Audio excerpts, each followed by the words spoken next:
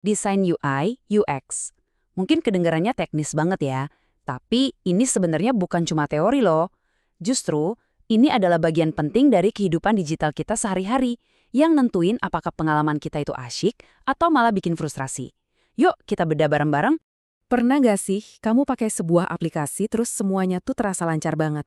Mengalir gitu aja seolah-olah aplikasinya bisa baca pikiran kita. Rasanya kayak sulap kan?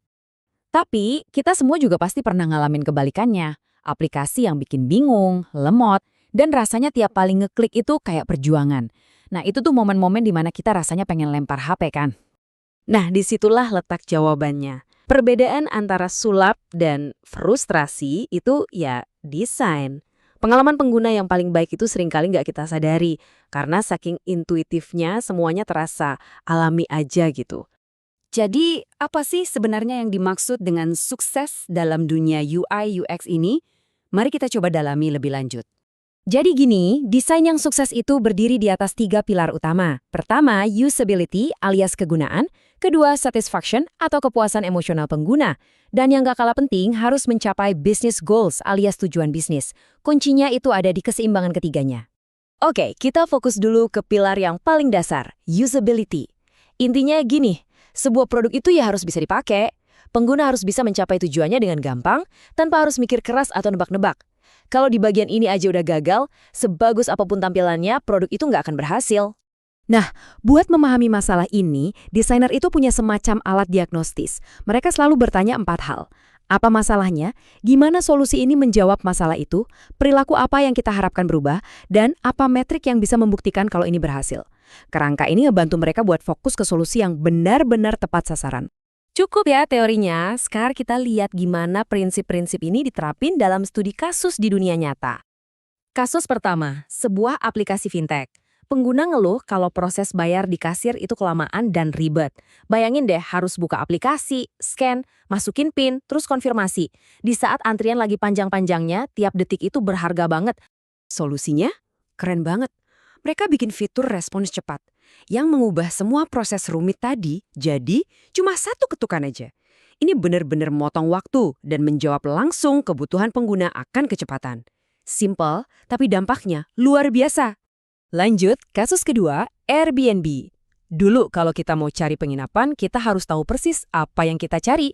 Kota A, tanggal sekian, berapa orang. Kaku banget kan? Tapi gimana kalau kita sebenarnya cuma lagi cari inspirasi liburan? Nah, Airbnb mengubah total pendekatannya. Mereka ngenalin kategori berdasarkan tipe pengalaman, misalnya rumah di tepi danau atau kabin di hutan.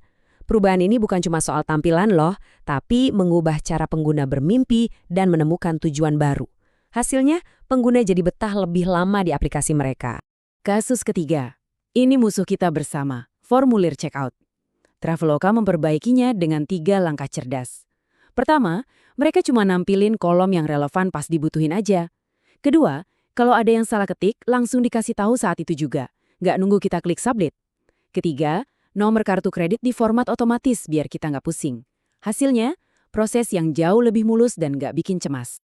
Tadi kita udah lihat apa yang dilakuin sama desain yang bagus. Sekarang, yuk kita bongkar rahasianya. Gimana sih para desainer bisa sampai ke solusi-solusi itu? Ternyata, ada 3 resep rahasianya.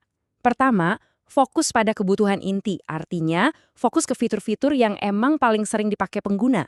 Kedua, kesederhanaan. Buang semua hiasan atau elemen yang nggak nambah nilai apa-apa. Dan terakhir, konsistensi. Kalau tombol X artinya hapus di satu halaman, ya di semua halaman lain artinya harus sama. Jangan bikin pengguna bingung. Dan ini dia, mungkin wawasan yang paling penting dari semuanya. Desainer yang hebat itu sadar betul bahwa mereka bukanlah pengguna. Asumsi pribadi itu bahaya. Itulah kenapa riset ke pengguna itu penting banget. Supaya kita bisa paham kebutuhan mereka yang sebenarnya, bukan cuma apa yang kita pikir mereka butuhkan. Ini nyambung banget sama yang namanya hukum Jacob, yang intinya bilang, jangan coba-coba bikin sesuatu yang aneh atau baru kalau nggak perlu-perlu amat. Pengguna itu udah punya kebiasaan dari aplikasi lain yang mereka pakai. Manfaatin itu. Itulah kenapa ikon keranjang belanja ya bentuknya keranjang di mana-mana. Kalau diganti, malah bikin pengguna bingung. Oke, desain yang bagus emang bikin pengguna senang. Terus kenapa? Apa dampaknya buat bisnis? Coba deh kita lihat angkanya. Nah, yang menarik di sini adalah gimana desain yang bagus itu ternyata ngaruh langsung ke angka-angka bisnis. Tingkat keberhasilan yang tinggi artinya pengguna beneran bisa nyelesain tugasnya. Tingkat retensi yang baik artinya mereka mau balik lagi. Dan tingkat konversi yang sehat ya artinya bisnisnya tumbuh. Jadi, ini bukan lagi soal selera, tapi soal hasil yang terukur. Kalau ada satu hal yang harus kamu ingat dari semua pembahasan ini, inilah dia. Desain itu bukan sekedar hiasan atau bikin sesuatu jadi cantik. Desain itu adalah strategi bisnis yang akarnya adalah empati, kemampuan untuk benar-benar memahami dan merasakan masalah yang dihadapi pengguna. Pada akhirnya, tujuan utamanya adalah memecahkan masalah nyata untuk orang-orang nyata, bukan buat pamer skill teknis atau menang penghargaan desain. Desain yang hebat itu melayani pengguna, bukan ego desainernya. Jadi, lain kali kamu buka aplikasi terus ngerasa frustrasi, coba deh berhenti sejenak. Daripada cuma kesel, coba tanya, kenapa ya ini susah? Apa yang bisa dibikin lebih baik? Siapa tahu kamu jadi mulai melihat dunia digital di sekitar kita dengan kacamata seorang desainer.